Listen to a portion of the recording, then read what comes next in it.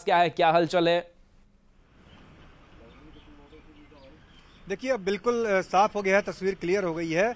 8 व्यक्ति बनेंगे, 8 सांसद बनते बने जा रहे हैं बिहार से और 2 बनेंगे झारखंड से। झारखंड से अन्नपूर्णा देवी जो कि पहले भी मंत्री थी और उसके अलावा संजय सेठ जो कि मंत्री बनने जा रहे हैं रांची से सांसद। तो 2 मंत्री बनने जा रहे हैं झारखंड से, बाकी 8 हैं जिसमें 4 सहयोगी दलों के और 4 बीजेपी कोटे से रहेंगे बिहार से मंत्री। गिरिराज सिंह, नित्यानंद राय जो 2 कैबिनेट मंत्री बनाए जा सकते हैं। इसके अलावा राजभूषण निषाद और दूसरे सतीश चंद्र दुबे राज्य मंत्री बनाए जा सकते हैं बीजेपी कोटे से। और 4 में बाकी सहयोगी दल होंगे, यानी जीतन राम मांझी, चिराग पासवान, ललन सिंह और रामनाथ ठाकुर। तो कुल मिलाकर देखा जाए बिहार से 8 मंत्री होंगे, झारखंड से 2 मंत्री होंगे, टोटल 10 मंत्री बिहार झारखंड मिलाकर के। और बिहार में भी देखा जाए तो सहयोगी दलों के कुल मिलाकर 4 मंत्री होंगे, लेकिन बीजेपी के अपने कोटे से 4 मंत्री होने जा रहे हैं। जी बिल्कुल। और जो राज्य मंत्री और केंद्रीय मंत्री का एक जो फर्क है उसमें क्या नजर आता है, किस तरीके से एडजस्टमेंट किया जाना है? क्योंकि बीजेपी के अलावा अगर बात करें बाकी सहयोगी दल बिहार में, जेडीयू की बात करें, एलजेपी-आरबी की बात करें, जीतन राम मांझी की बात करें, तो इनका क्या स्वरूप नजर आने वाला है?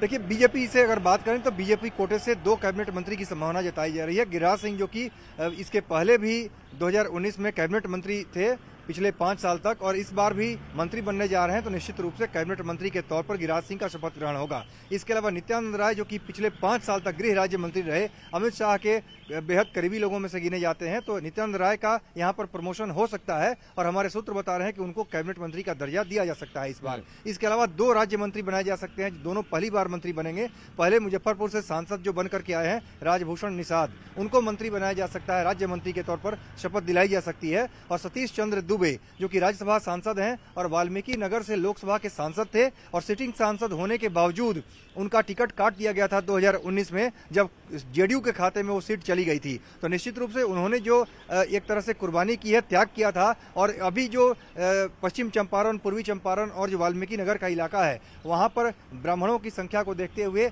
वहां उनके प्रभाव को देखते हुए, सतीश चंद्र दुबे के प्रभाव को देखते हुए उन्हें मंत्री बनाया जा रहा है। तो सभी कास्ट इक्वेशन को साधने की भी इसमें कोशिश की गई है। एक एक कास्ट वाइज अगर बात करें, देखें तो खासतौर से बीजेपी कोटे के गिरिराज सिंह भूमिहार जाति से आते हैं। भूमिहार के बड़े नेता के तौर पर इस समय गिरिराज सिंह की पहचान होती है, लेकिन भूमिहार के अलावा अगर हिंदुत्व के पोस्टर बॉय कहा जाए तो बिहार में हिंदुत्व के पोस्टर बॉय के रूप में गिरिराज सिंह का एक नाम रहा है। लगातार मंत्रालय में भी अच्छा काम करते हैं, यहाँ तक कि उनके जो कटु आलोचक होते हैं गिरिराज सिंह के, वो भी उनके काम की तारीफ करते हैं कि बेहतर मंत्री रहते हुए उन्होंने बिहार में भी, जब नीतीश सरकार में मंत्री थे बीजेपी कोटे से, तो उस वक्त भी उन्होंने बेहतर काम किया। और दिल्ली में जब उनको यहाँ पर मंत्रालय मिला तो यहाँ भी बेहतर काम किया गिरिराज सिंह ने। तो निश्चित रूप से विकास वाला भी उनका मॉडल, काम करने का अंदाज भी, उसकी भी तारीफ करते हैं प्रधानमंत्री नरेंद्र मोदी, अमित शाह, सभी लाइक करते हैं। और दूसरा जो उनका हिंदुत्व वाला जो अंदाज है, हिंदुत्व का जो एजेंडा उनका आप कह सकते हैं, और उनके जो तेवर जो जिस तरह से रहते हैं, उसको भी बीजेपी कैडर उससे काफी प्रभावित रहते हैं, खुश रहते हैं। और बड़े चेहरे के तौर पर, यानी हिंदुत्व भी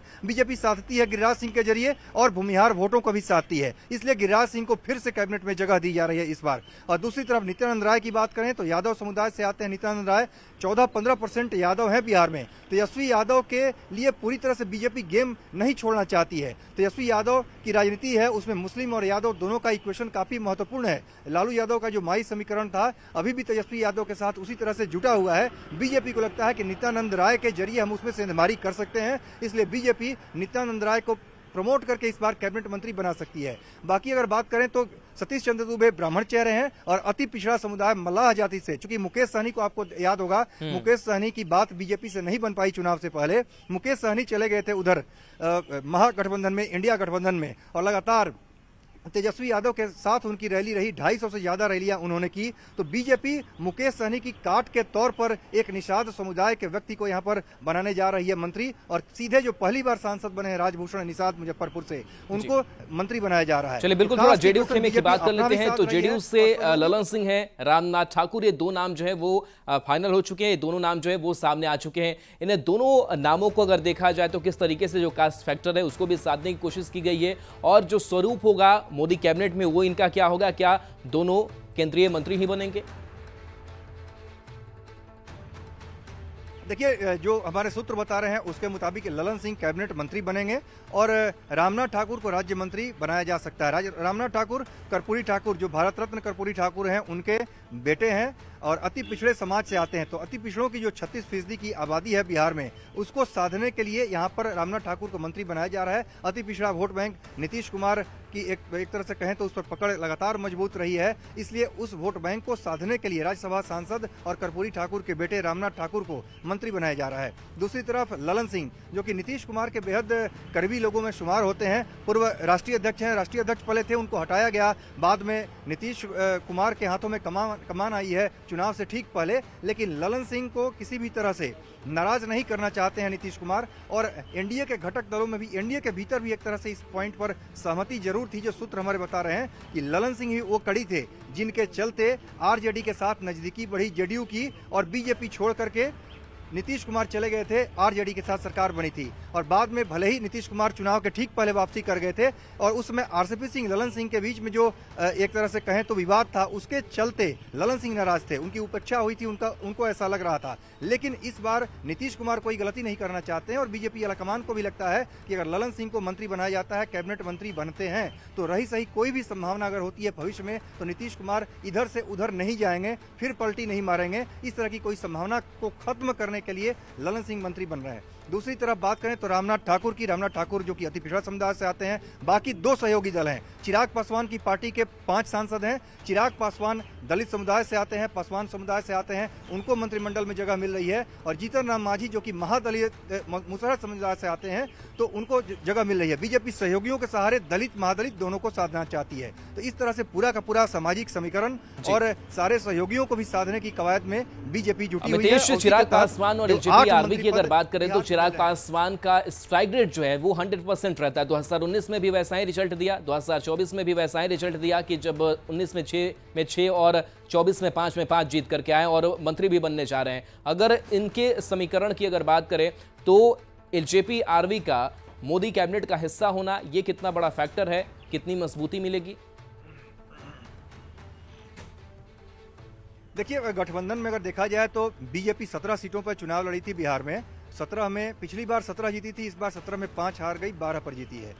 जेडीयू 16 इस बार चुनाव मैदान में थी, 16 सीटों पर 12 जीती है, 4 हार गई है। चिराग पासवान की पार्टी को एक कम कर दिया गया, इस बार नवादा की सीट बीजेपी खाते में चली गई थी, 5 सीटें मिली, 5 की 5 जीत करके आ गए। तो स्ट्राइक रेट देखा जाए तो जेडीयू और बीजेपी की तुलना में भी ज्यादा स्ट्राइक रेट है चिराग पासवान का। तो उस नाते अगर देखा जाए तो चिराग पासवान का महत्व बढ़ जाता है यहाँ पर कि 5 सीटें मिली, 5 के 5 जीत करके आए हैं, उस व्यक्ति को तो एक जगह मिलनी तय ही है, इसमें कोई दो राय नहीं है। और चिराग पासवान को लेकर के जिस तरह से प्रधानमंत्री नरेंद्र मोदी का भी जिस तरह से हाव भाव रहता है, उनको लेकर के एक केमिस्ट्री होती है मोदी चिराग की, उसको भी निश्चित रूप से हमें गौर करना होगा। निश्चित रूप से चिराग पासवान की महत्ता काफी बढ़ गई है क्योंकि स्ट्राइक रेट ज्यादा है। दूसरी तरफ जीतन राम मांझी की बात करें तो मेरे सूत्र बता रहे हैं, कल अमित शाह के आवास पर देर रात उनको बुलाया गया था, मंत्रिमंडल में शामिल होने को लेकर के बात हुई। अमित शाह, जेपी नड्डा के साथ जीतन राम मांझी बैठे थे।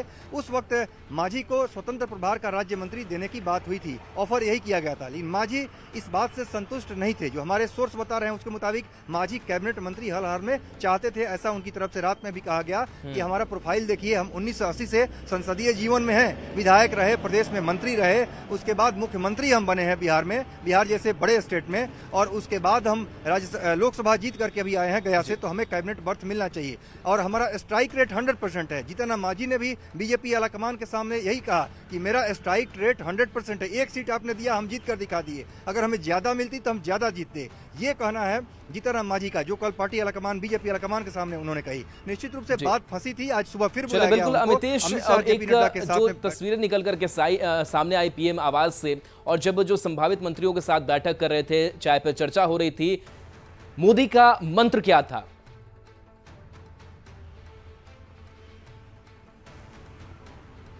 देखिए, आने वाले दिनों में किस तरह से विकास के एजेंडे पर आगे बढ़ना है, किस तरह से काम करना है, तमाम ऐसी बातें हैं। चूंकि हमारी बात बाद में हुई, चिराग पासवान से हमने बात की, और भी कई सारे लोग झारखंड से संजय सेठ मंत्री बनने जा रहे हैं, उनसे बात हुई। सबकी तरफ से यही कहा जा रहा है कि प्रधानमंत्री नरेंद्र मोदी के साथ काम करना बड़ी बात है, उनके एजेंडे को आगे करना है। विकास का एजेंडा है, राष्ट्र प्रथम, नेशन फर्स्ट, जिसका जिक्र बार बार कहते हैं प्रधानमंत्री नरेंद्र मोदी, उस नेशन फर्स्ट के एजेंडे को आगे लागू करना है, आगे बढ़ना है, और विकास को लेकर ही हमें आगे बढ़ना है। तो निश्चित रूप से सबके एजेंडे में यही है विकास, और सभी इस बात को समझते हैं कि चुनाव परिणाम आने के पहले 4 जून को चुनाव परिणाम आया, लेकिन 1 जून को जब